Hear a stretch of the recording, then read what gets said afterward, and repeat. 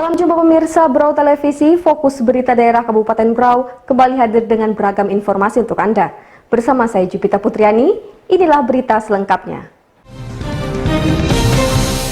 Media cyber harus memiliki legalitas dan kredibilitas untuk mengantisipasi informasi yang berisi hoaks, intoleransi, dan kebencian. Diskominfo Provinsi Kalimantan Timur telah melakukan kerjasama dengan organisasi pers dan organisasi profesi jurnalis pada tanggal 6 Juli tahun 2020 lalu. Peradaban industri informasi beberapa tahun terakhir melalui platform media massa mulai dari media cetak, radio, televisi, online cyber, dan medsos informasi menjadi salah satu pusat perhatian masyarakat. Informasi tersebut ada yang faktual dan benar serta mencerdaskan bangsa. Namun ada pula informasi yang berisi hoaks, kebohongan, intoleransi, dan juga kebencian.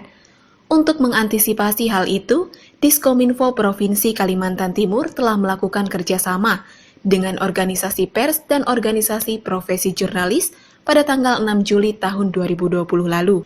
Untuk menindaklanjuti pertemuan tersebut, Diskominfo Provinsi Kalimantan Timur Selasa pagi melakukan rapat pembahasan legalitas dan juga kredibilitas media cyber di Kalimantan Timur, dengan mengundang seluruh Diskominfo se-Kalimantan Timur melalui video konferensi. Kepala Diskominfo Kabupaten Brau, Dr. Andes Susilo Harjaka, dengan didampingi beberapa stafnya, tak mau ketinggalan mengikuti rapat tersebut. Seiring dengan kemajuan teknologi di era sekarang ini, media cyber berjubel bermunculan untuk mencari tempat sekaligus mencari perhatian masyarakat dengan menyuguhkan berbagai informasi. Dalam hal ini, pemerintah juga membutuhkan kerjasama dengan media cyber tersebut, agar program apa saja yang dicanangkan pemerintah untuk kepentingan masyarakat dan dapat diketahui masyarakat, termasuk progresnya sejauh mana. Akan tetapi, dalam hal ini, pemerintah tentu tidak sembarangan melakukan kerjasama dengan media cyber. Ada beberapa persyaratan yang harus dipenuhi oleh media cyber yang bersangkutan. Sesuai aturan yang berlaku, diantaranya terkait legalitas, sesuai standarisasi, kredibilitas, akuntabel, lalu memiliki sertifikasi. Oleh sebab itu, Dedi menghimbau kepada seluruh Diskominfo se-Kalimantan Timur, jika melakukan kerjasama dengan media cyber yang sudah teruji, terbukti dan dapat memenuhi kriteria apa yang menjadi masukan organisasi pers, organisasi profesi jurnalis, serta dari Dewan Pers. Tim Liputan Brau TV melaporkan. Perayaan Idul Adha diusulkan tetap dilaksanakan.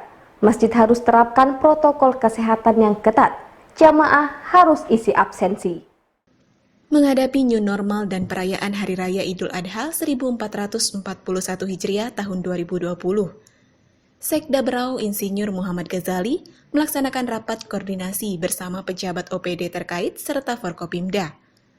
Usai memimpin rapat, Sekda Muhammad Ghazali kepada awak media menyampaikan ucapan terima kasih kepada seluruh jajaran OPD terkait dan Forkopimda Brau yang hadir pada rapat koordinasi, membahas terkait tentang rencana pelaksanaan persiapan perayaan menyambut Hari Raya Idul Adha. Dalam rapat tersebut mendapatkan beberapa kesimpulan sambung Sekda Muhammad Ghazali, di mana kesimpulan tersebut sesuai beberapa masukan dari beberapa OPD dan Forkopimda.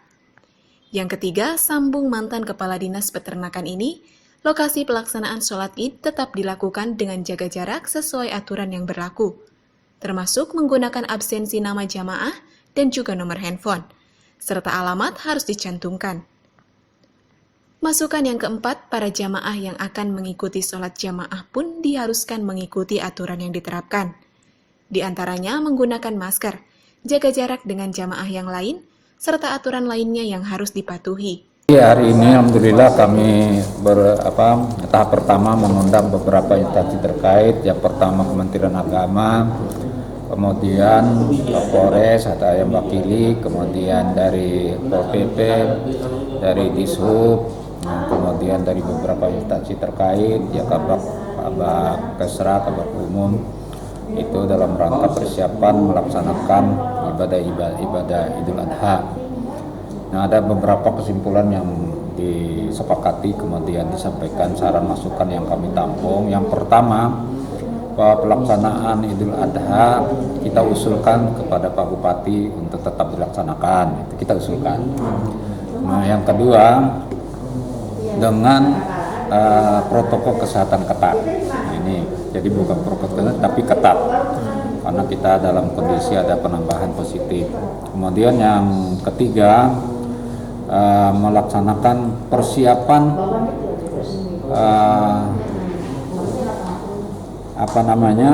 lokasi sholat di setiap masjid dengan tetap melakukan penandaan untuk physical distancingnya supaya tetap terjaga pada saat datang. Jadi kita harapkan tetap ada absensi, kan untuk mengetahui bahwa jemaah itu dengan nomor HP-nya sehingga mudah nanti itu untuk dihubungi bila terjadi apa-apa. Dan nanti akan dibuat surat edaran terkait dengan ini. Kemudian nanti setelah ini nanti ada rencana rapat yang dipimpin oleh Pak Bupati pengarahan kepada mungkin perwakilan masjid agar bisa melaksanakan hasil rapat kita ini dengan baik-baik.